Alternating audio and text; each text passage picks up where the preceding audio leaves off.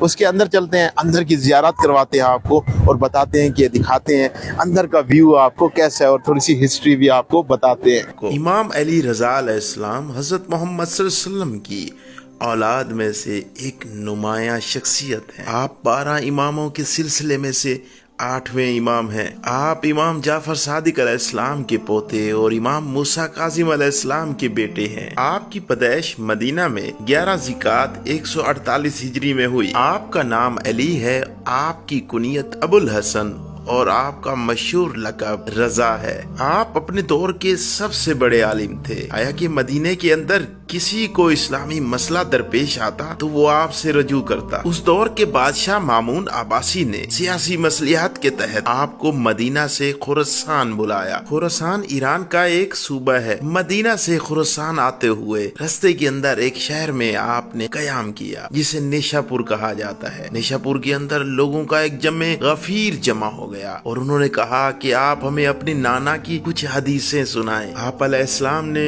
وہاں پر خطبہ دیا اور حضرت محمد صلی اللہ علیہ وسلم کی کچھ حدیثیں سنائیں جنہیں وہاں پر بیٹھے ہزاروں لوگوں نے لکھ لیا۔ بعد میں جب آپ نے پانی طلب کیا وضو کے لیے تو پتہ لگا کہ وہاں پر پانی کا بہت مسئلہ ہے، تو آپ نے اپنے عصا سے ایک پتھر کو ٹچ کیا تو وہاں سے میٹھا اور ٹھنڈا پانی کا چشمہ جاری ہو گیا۔ وہ چشمہ آج بھی موجود ہے اور آپ جب خطبہ دیتے ہوئے جس پتھر پہ ٹھہرے تھے ان پتھروں پہ قدموں کے نشان بن گئے۔ وہ قدموں کے نشان بھی آج نیشا پور کے اندر دیکھے جا سکتے ہیں۔ جب امام رضا علیہ السلام مامون عباسی کے پاس پہنچے تو امام کے نہ چاہتے ہوئے بھی مامون عباسی نے امام رضا کو اپنا ولی عہد بنا دیا اور سیاسی مصلحت کے تحت امام رضا علیہ السلام کے نام کا ایک سکہ جاری کر دیا جس پر لکھا تھا الرضا من آل محمد۔ جب یہ سکہ مارکیٹ میں جس کے پاس گیا تو وہ اس کو چومتا اور اس کو اپنی عقیدت کے ساتھ اپنے پاس رکھتا۔ جب وہ خرچ کرنا چاہتا جس کے پاس بھی جاتا تو وہ اس کو کہتا کہ میں اس سکے کے عوض آپ کچھ دے نہیں سکتا، آپ کا جو دل چاہے آپ لے لیں۔ جب مامون کے وزیر نے عقیدت اور محبت کا یہ منظر دیکھا تو اس نے مامون کو کہا اس طرح نبی کے نواسے امام رضا علیہ السلام کی لوگوں کے دلوں میں محبت اور زیادہ بڑھ جائے گی اور آپ کی کم۔ اس سکے کو بند کر دینا چاہیے اور لوگوں سے وہ سکہ لے لینا چاہیے۔ مامون نے کچھ دن کے بعد یہ اعلان کروایا کہ جس سکے کے اوپر امام رضا علیہ السلام کا نام ہے اس سکے کو واپس کر دیں، مگر لوگوں نے وہ سکہ واپس نہیں کیا۔ مامون نے پھر دوبارہ اعلان کروایا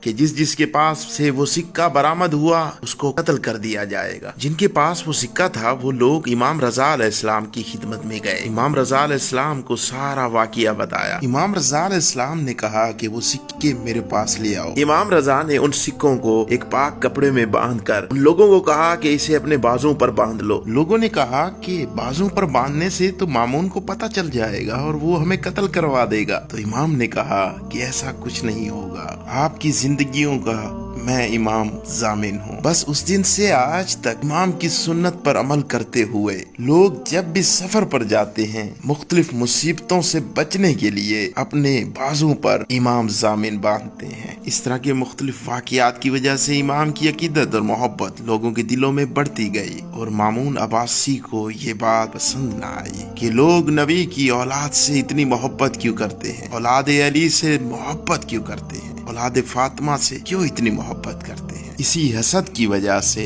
مامون عباسی نے امام علی رضا علیہ السلام کو انگوروں میں زہر ملا کر شہید کر دیا۔